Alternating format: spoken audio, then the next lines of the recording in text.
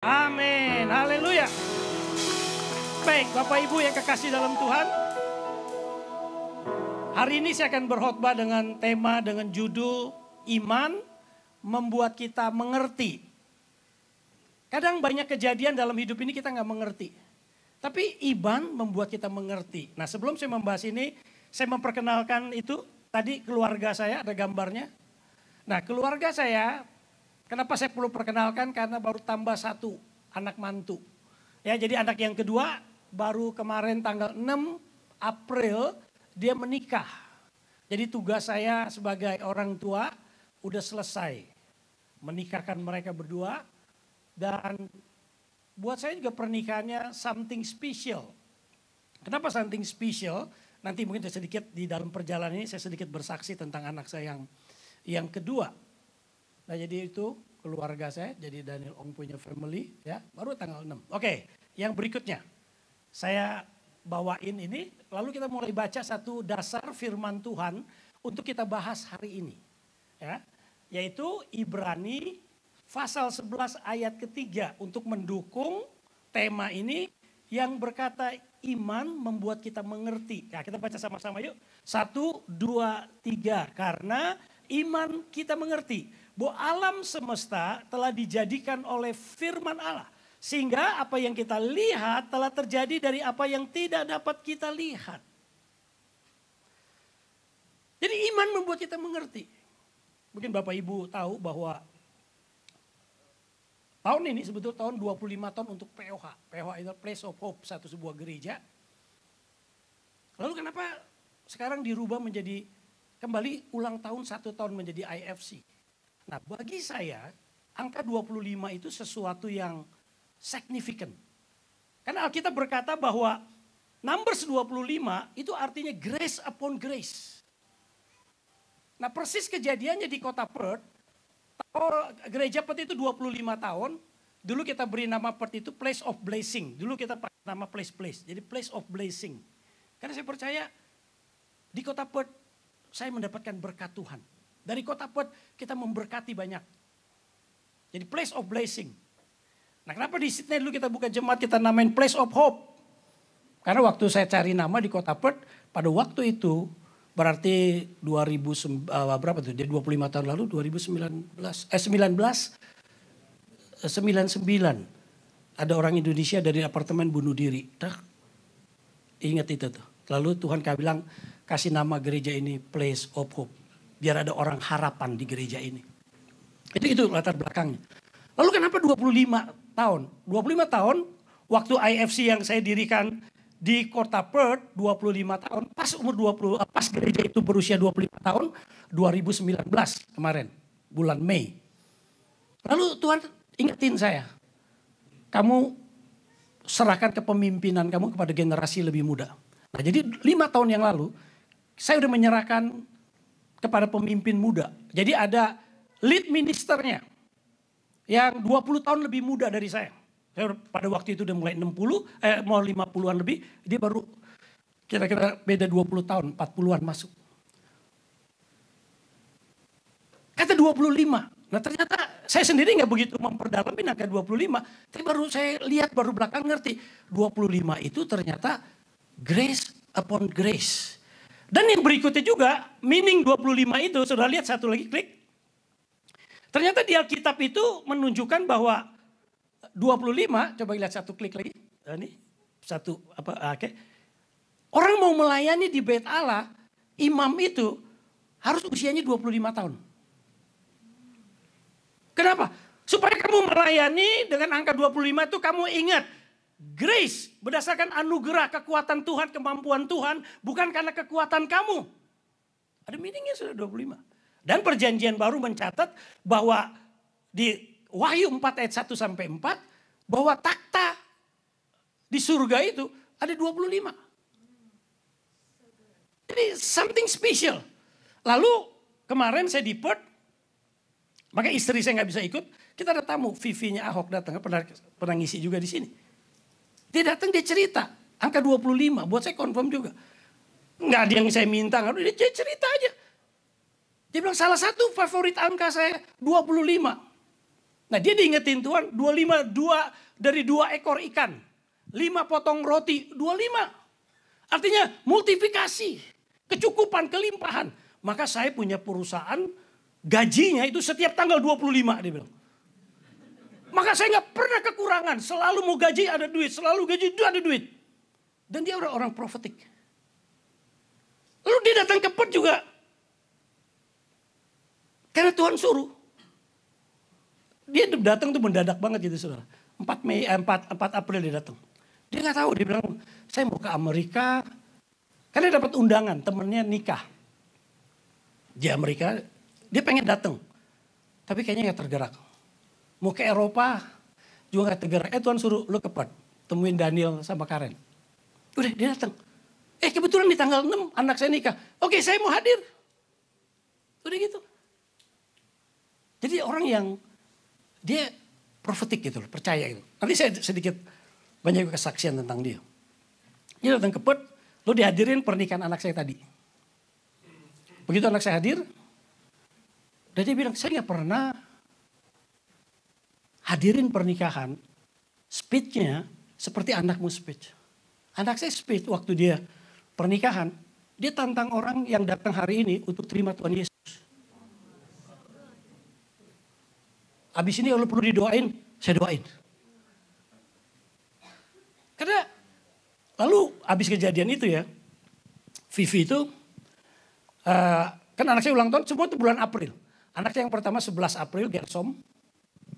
Kan saya benar kesaksian kelahirannya juga karena membaca firman tuh. Lalu anak yang kedua, anaknya Musa juga, Eliezer. Lalu bertiga, pas ulang tahun April itu, dia doain kita. Oh waktu Vivi doain, saya nggak ngerti Tuhan kasih saya angka 7. Pas saya dijeretin 3. Wah ini nih lagi doain ini 7 artinya sempurna nih. Kesempurnaan Tuhan. Habis itu terus dia makan sama saya. Dia ngomong gini. Jangan marah nih ya. Saya kasih kamu pesan Tuhan buat kamu. Itu anak kamu yang kedua. Itu yang mau dipakai Tuhan. Bukan yang pertama. Bukan saya pilih kasih. Karena waktu dia speech itu buat saya ada something different. Udah dia bilang begitu. Saya mulai bersaksi. Anak saya yang kedua ini, dia 7 tahun. Oh itu angka 7 lagi dia bilang. Dia tinggalin Tuhan. Dia kecewa sama Tuhan. Jadi kadang-kadang kekecewaan itu membuat kita juga bisa mengerti rencana Tuhan. Nah Vivi kenapa ke Perth ini saya skip sedikit nih. Dia juga agak sedikit kecewa sama Tuhan katanya. Dia cerita makanya. Yang saya ke Amerika teman saya yang menikah saya undang. Itu saya doain. Dia bilang gak ada jodoh. Dia dalam nama Tuhan Yesus. Pokoknya tahun depan kamu dapat jodoh. Betul dia dapat jodoh dia nikah. Lalu dia bilang Tuhan saya udah 55 kok gak dapat jodoh. Dia doain berapa orang itu seperti yang dapat saksian ini. Dapat jodoh. Tapi kok giliran saya enggak. Dalam hati saya. Siapa yang berani malu gitu. Ya kita sambil ketawa saya ngomong gitu bercanda soalnya kan kita udah dekat itu. Dia bilang udah kamu ke Perth aja. Dan di Perth memang banyak sesuatu juga yang Tuhan kerjain dalam hidup dia gitu. Lalu kalau saya mau bersaksi itu banyak tentang dia saudara. Jadi itu kembali ke anak saya. Dia bilang seperti itu. Lalu saya bilang saya mulai cerita sama kamu ya. Saya juga gak pernah ceritain sama siapapun. Jadi cuman ini di sini saya cerita nih. Karena udah ada 2 orang saksi. Lalu saya jelasin saksi yang kedua. Lalu waktu anak saya 7 tahun meninggalkan Tuhan. Dia tuh agak depresi loh saudara anak saya yang kedua. Udah berapa kali mau attempt suicide. Makanya dia gak mau ke gereja. Dia mulai ngerokok. Mulai minum. Wah saya sebagai hamba Tuhan, pendeta anaknya gitu saudara bayangin gak? Apalagi yang digembalain kan jemaatnya Indonesia. Kamu tahu orang Indonesia. Ramai itu saudara. Berat itu saya saudara. Tiap hari saya nangis kerjaannya. Gak ada harapan buat anak saya. SMA year 12 dia berhenti sekolah. Dia gak mau sekolah lagi. Oh ya gak ada harapan. Saya hanya bilang Tuhan kok kenapa nasib gue begini. Kayaknya belum lagi tuntutan. Lu kalau pendeta ngurus keluarga aja gak bener, lu jangan jadi pendeta. Kan udah Alkitab ngomong gitu. Saya bilang apa saya Tuhan mengundurkan diri. Tapi Tuhan gak kasih enggak. terus dilayanin. Udah saya ngomongnya sama jemaat. Sorry anak saya nggak bisa ke gereja karena dia lagi ada pergumulan. Udah. Ada yang support, ada yang pindah gereja. Masa anak pendeta begitu? Ada yang pindah gereja, saudara. Itu izinin aja. Udah saya cuman bisa nangis. Nangis tiba-tiba akte baptisannya jatuh. Saya baca, ingat gak akte baptisan apa? Ini yang saya cerita, ini saya cerita sama Vivi nih ya. Jadi confirm, Vi apa yang kamu ngomong confirm nih. Waktu dia akte baptisannya jatuh, ingat gak? Apa yang terjadi waktu Tuhan Yesus dibaptis? Langit terbuka, surga terbuka. Dia berkata, inilah anakku yang kukasihi. Lalu Tuhan aja berbisik dalam hati saya, bisa gak kamu mengasihi anak kamu sebagaimana dia ada? Banyak orang tua mengasihi karena anak berprestasi. Menguntungkan nama baik orang tuanya. Tapi ini anakmu menghancurkan. You bisa terima gak? Di situ saya belajar hati Bapak. Lalu Vivi cerita lagi tentang hati Bapak. Bagaimana dia diperlakukan istimewa sama bapaknya. Karena semua keluarga laki kan. 50 laki sama dia doang perempuan. Itu dijadikan anak emas. Ada purpose-nya. Jadi setelah itu dia baru mengerti. Maka iman membuat kita mengerti. Dia baru mengerti kenapa saya dulu begitu disayang sama bapak saya. Jadi sekarang saya untuk percaya firmannya, perkataan bapak juga terlalu isi buat saya. Karena saya punya figur bapak yang baik. Maka hari ini kalau di tempat ini ada bapak, sayangi anakmu. No matter what. Kalau dia gambar bapaknya rusak, dia sulit untuk percaya Tuhan. Jadi saya lakukan mana saya baik udah. Dia mau ngerokok, saya siapin tempat duduk lu mau rokok di sini deh. Betapa hati saya hancur. Ternyata Tuhan janjiin, pokoknya anak kamu bisa lulus uni. Kenapa? Waktu saya lihat foto dia nih. Waktu foto dia lagi graduation, foto saya sama Karen sama dia waktu kecil berdua. Nganterin jemaat graduation di Universitas Western Australia. Yang banyak tiang-tiang yang udah dari petau tuh. Saya foto di situ. Waktu lihat foto itu Tuhan aja bilang, jangan terlalu khawatir. Anak kamu akan lulus dari sekolah ini uni. Pada saat itu dia gak sekolah year 12. Tapi Tuhan bikin sedemikian rupa. Saya mau ceritain panjang nih. Akhirnya dia bisa masuk WA, lulus. Udah lulus, mau cari kerjaan. Akhirnya pendek cerita nih. Cari kerjaan di Perth, gak dapat kerjaan. Mesti dikirim dulu ke Indonesia. Dia internship. Akhirnya diterima sama bosnya. Kerja, 3 bulan dulu internship. Lalu bosnya suka, akhirnya dapat kerjaan. Dia kerja di Indonesia. Gak mau pulang. Satu saat saya kan kunjungi itu tiap bulan saya berpelayanan ke Indonesia kan. Saya kunjungin. Satu saat malam-malam. Dia telepon saya. Pak, tolong jemput saya. Blok mati. Ah, ini gimana nih? Ngobrol teleponnya mati nih. Dia kira bercanda nih. Yaudah diam. Gak lama ada telepon lagi datang. Temannya angkat. Dia temannya telepon gitu. Telepon saya angkat lagi. Loh, anak saya kemana tadi? Mabok pak. Gak sadarin diri. Saya jemput lagi saudara. Saya lari, saya cari dia. Saya gendong pulang. Coba saudara bayangin ada harapan? Gak ada harapan. Tapi setelah 7 tahun. Dia ketemu Tuhan. Nah sebelum itu kisah itu tahun 2013 itu kejadian waktu dia umur 17. Pas 13 tahun itu umur saya 50. Dan tuh dia persiapin umur 50 kamu dalam hidupmu dalam mendapat goncangan. Itu terjadi goncangan itu benar. Terus kira-kira tahun 2014 atau 2015 saya pergi ke Hillsong Conference. Lagi itu yang berbicara Joel Osteen. Joel Osteen khotbah, dia bersaksi begini, saya masih ingat. Saya dulu ini anak nakal, anak badung. Papa saya suruh saya bilang, lu jadi pendeta aja terusin papa. Nggak mau. Dia tolak. Tapi bapaknya begitu mau mati. Dia baru tergerak untuk teruskan gerejanya. Waktu dia ngomong kesaksian gitu, itu spirit saya nangkep. Nanti anak kamu yang kedua akan teruskan kamu. Saya gak berani ngomong, sampai sekarang saya gak berani ngomong. Sama anak saya gak berani ngomong. Supaya dia gak jadi beban kan. Kalau memang Tuhan, jadi kehendakmu. Sekarang ada konfirmasi, Vivi yang ngomong. Terus yang kedua bos dia yang di Jakarta tadi yang saya ceritain intensif. Dia kirimin saya WA-nya. Anak kamu bilang loh, di satu saat mau jadi full time loh. Sama saya belum ngomong. Tapi sekarang dia masih full time di luar. Saya gak sekolahin anaknya jadi pendeta. Karena Saya percaya kedaulatan Tuhan. Kalau yang Tuhan mau jadi udah, nggak perlu diarah-arahin. Saya nggak pernah suruh anak saya baca firman. Biar Tuhan yang suruh. Kalau dipaksa-paksa banyak ada pendeta kepahitan. Karena bapaknya pengen tuh jadi pendeta, dipaksain baca firman, kepahitan. Kalau mau Tuhan, Tuhan atur aja. Dapat konfirmasi loh, udah 2 orang. Udah sampai sekarang saya nggak ngomong, biar jadi, enggak. Tapi saya melihat bagaimana iman kadang-kadang buat kamu ngerti. Tidak, anak saya 7 tahun tuh saya juga gak ngerti juga gitu. Tapi lihat play satu persatu ini udah mulai kayak puzzle gitu, saudara. Mulai kelihatan, saya mulai ngerti. Jadi iman membuat kamu ngerti. Ini angka 25, nah termasuk POH 25 tahun sebetulnya hari ini. Lalu hari ini menjadi 1 tahun. Jadi artinya begini, saudara, angka 25 buat saya, juga buat Sydney. Dan pas hari ini kita akan teguhkan Bernard dan Sandra jadi gembala di sini. Artinya dia punya kebebasan mulai lead. Kata lead itu dia memimpin gereja yang Tuhan taruh apa di hati kamu. Sesuatu yang baru gitu, saudara.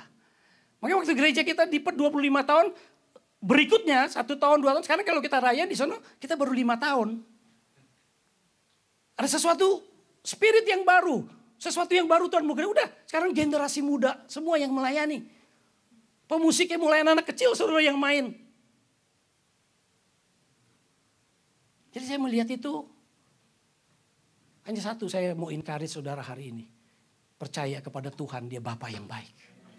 Ada banyak kejadian-kejadian dalam hidup kamu gak ngerti.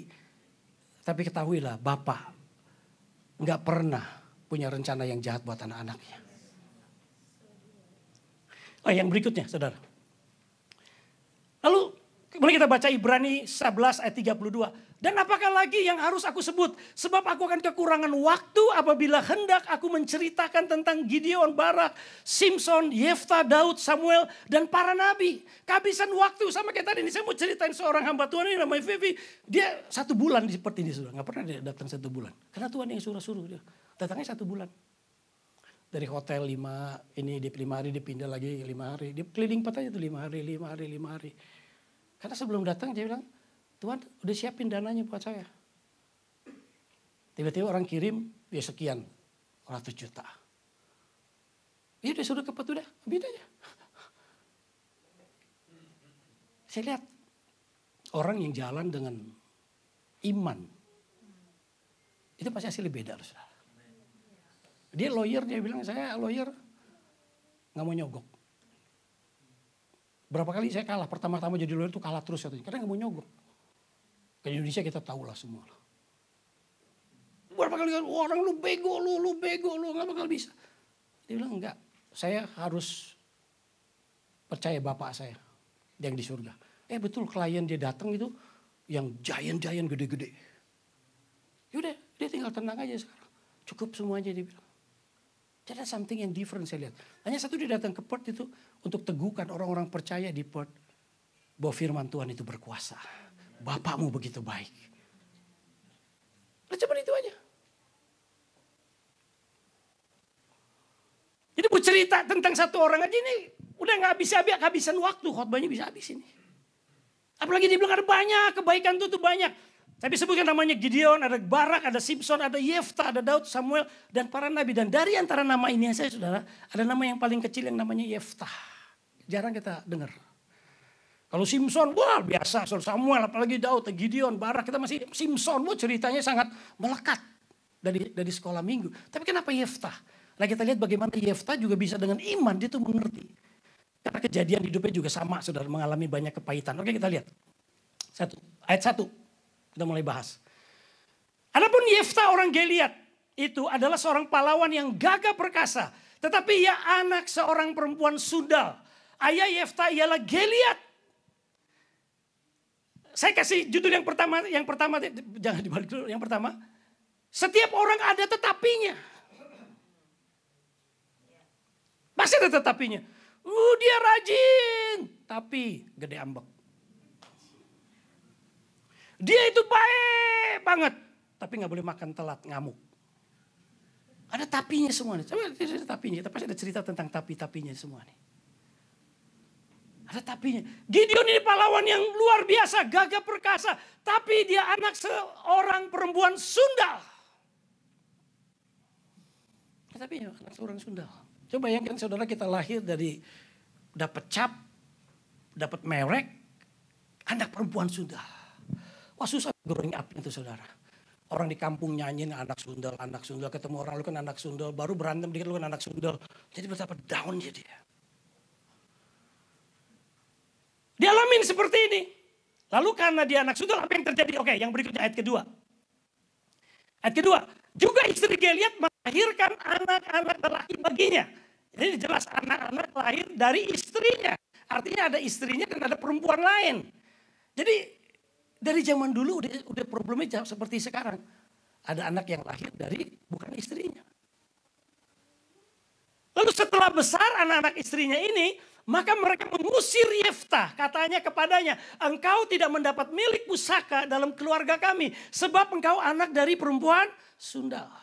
Judulnya sih kata uang harta sumber bencana. Tadi salah satu anak kecil yang tadi mainkan. Money katanya. Uang membuat keluarga berantakan. Uang membuat gereja berantakan. Keluarga kakak adik bisa berantem karena uang. Saya pulang ke Indonesia udah banyak lagi. Kan generasinya ini lagi bapaknya udah tua-tua, bapaknya udah mulai mati, mamanya mati. Itu anaknya semua perebut warisan, saudara. Wow. Jadi uang itu luar biasa, saudara. Warisan semua ini udah terjadi dari zaman Yeftah. Karena uang, Yeftah diusir. Supaya warisannya kita lebih banyak dapat yang ngapain ini anak sundal, kita usir aja dia. Punya alasan untuk kick out gitu loh, saudara. Udah di kick out, saudara. Yang ketiga kita baca lagi. Klik lagi. Maka larilah Yeftah dari saudara-saudaranya itu dan diam di tanah Tob. Di sana berkumpullah kepadanya petualang-petualang yang pergi merampok bersama-sama dengan dia. Pengaruh lingkungan sama pengaruh Tuhan. Saudara, artinya begini, saudara kalau perhatiin ini, kalau kita baca bahasa Inggris itu lebih jelas. Dulu saya pikir Yeftah karena diusir, dia kepahitan, dia bergabung sama perampok. Enggak. Ayat ini bilang justru bukan. Yeftah pergi, dia pergi tanah Tob. Lalu justru orang-orang yang kepahitan datang kepada dia.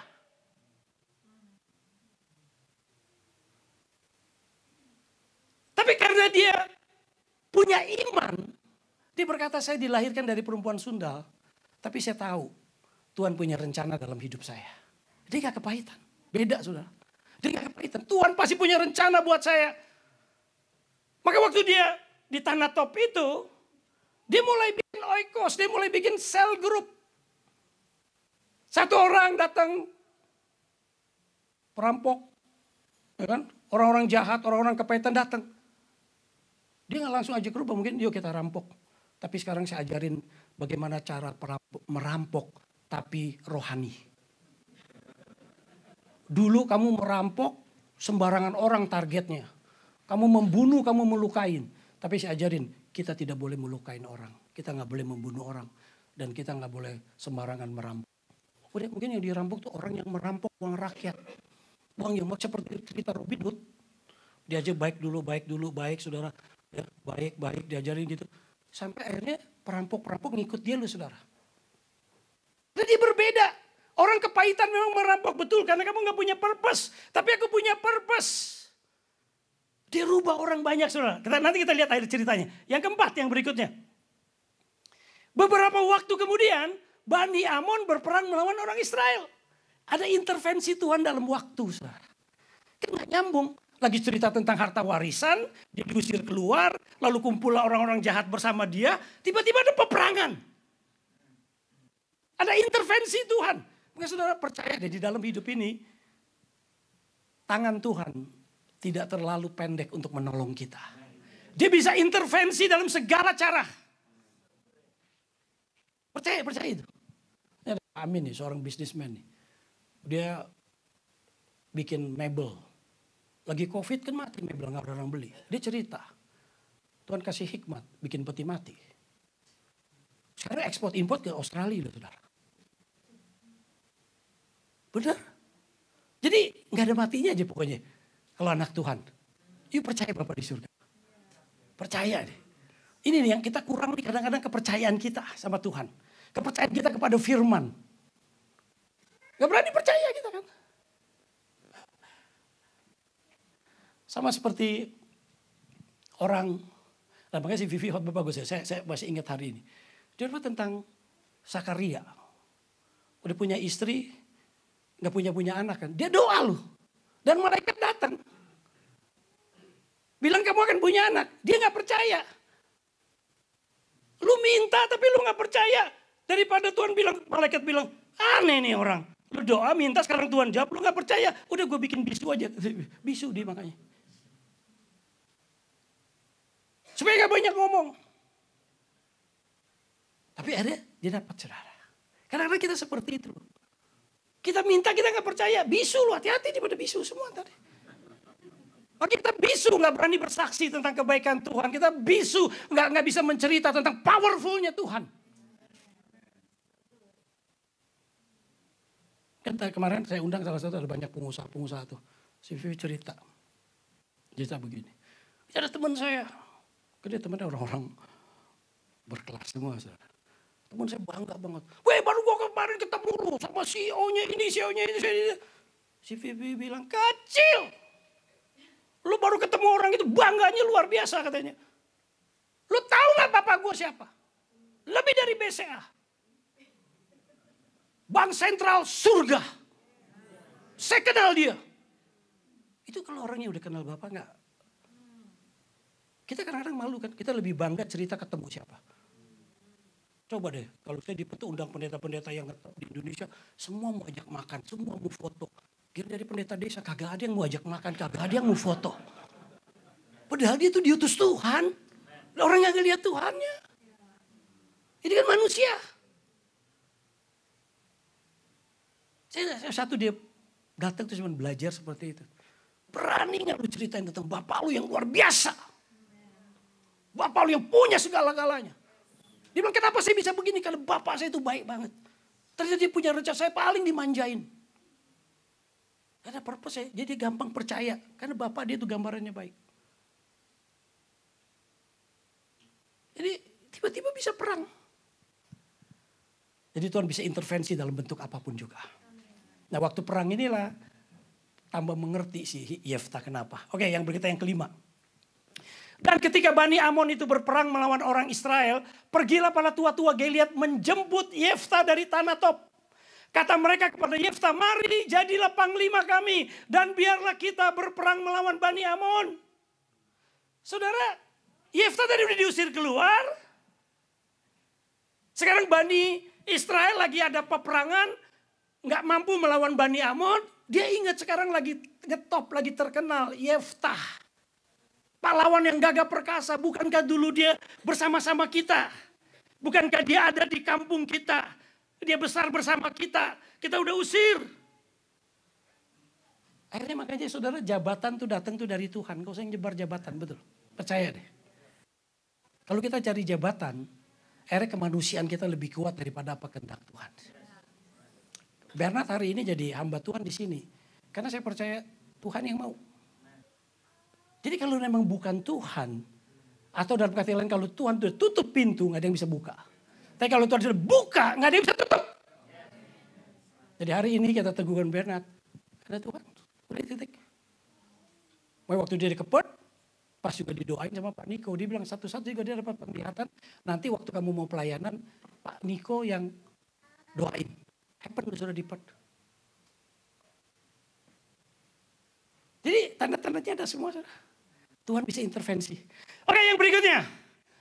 Orang benar teruji lewat waktu, tetapi Yeftah kepada para tua-tua Gilead itu, bukankah kamu sendiri membenci aku dan mengusir aku dari keluargaku? Mengapa kamu datang sekarang kepadaku pada waktu kami terdesak? Itu manusia banget. Manusia kalau terdesak baru minta tolong, manusia terdesak baru minta maaf. Terdesak. Tapi Tuhan bisa membuat seseorang itu terdesak, saudara. Oke, yang berikutnya. Karena waktu 8, kemudian berkatalah para ketua-tua Gilead kepada Yeftah, memang kami kembali sekarang kepadamu, ikutlah kami dan berperanglah melawan kami, Bani Amon, maka engkau akan menjadi kepala atas kami, atas seluruh penduduk Gilead. Sekarang kamu jadi pemimpin, saudara. Langsung dia akan jadi pemimpin. Ayat 9. Kata Yefta kepada para tua-tua Gilead, jadi jika kamu membawa aku kembali untuk berperang melawan Bani Amon, Tuhan menyerahkan mereka kepadaku, maka akulah yang akan menjadi kepala atas kamu. Ingat kata Tuhan, dia menyebut waktu berperang, bukan aku kekuatanku, kemampuanku, tapi Tuhan yang akan mengalahkan Bani Amon. Jadi waktu dia keluar diusir, dengan iman dia percaya Tuhan punya rencana dalam hidupku. Jadi apa yang kita lakukan dalam hidup kita terjadi, Tuhan punya rencana dalam hidup kita. Hanya dengan iman kita mengerti. Amin. Yuk kita tundukkan kepala, kita mau berdoa. Kita nyanyikan satu pujian yang sudah disiapkan.